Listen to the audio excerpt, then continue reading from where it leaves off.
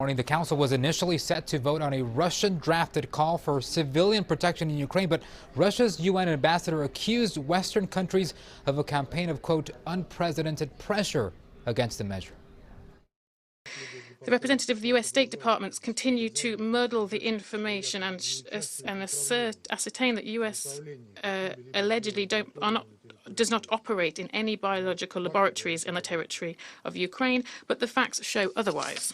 There are no Ukrainian biological weapons laboratories, not near Russia's border, not anywhere. U.S. Ambassador Linda Thomas-Greenfield said Russia is running a disinformation campaign. Other ambassadors joined her as well. Other countries saying the UN will continue to remind the world of how dangerous Vladimir Putin's regime really is. Meantime, President Biden and Chinese President Xi Jinping spoke via phone this morning about the war in Ukraine. Planning for the call had been in the works since the two held a virtual summit last November before the war began. The White House has warned China that providing military or economic assistance for Russia's invasion of Ukraine will trigger severe consequences from Washington and beyond.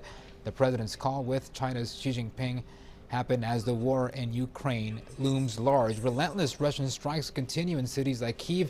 This morning, Russian shelling on an apartment building just north of downtown killed at least one person and injured dozens. The city's mayor Vitaly Klitschko is calling the Russian offensive a, quote, war against civilians.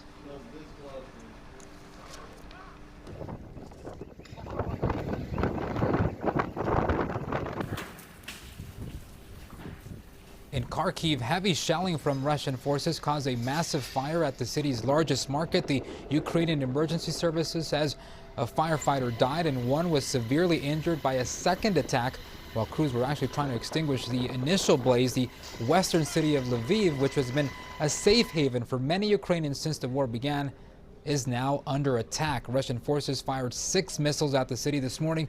The mayor said at least one of them hit near an airport. There's still no word on deaths, but dozens were injured this morning as well. Survivors are still emerging from a theater that was bombed by Russian forces 2 days ago in the besieged city of Mariupol.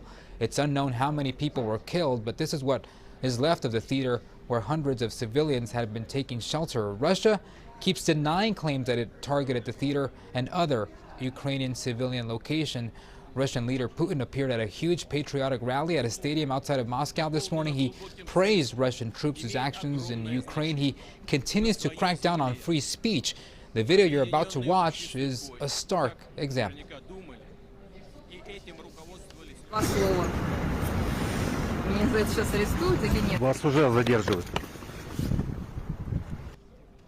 The video was recorded in central Moscow. It shows Russian security forces dragging away a woman who held a tiny sign reading 2 words. Yeah, literally 2 words. Seconds later, another woman walks up to the camera and tries to talk to the crew before she also is dragged away by police. Human rights organizations say more than 14,000 people have been arrested in Russia for participating in anti-war protests since the invasion of Ukraine.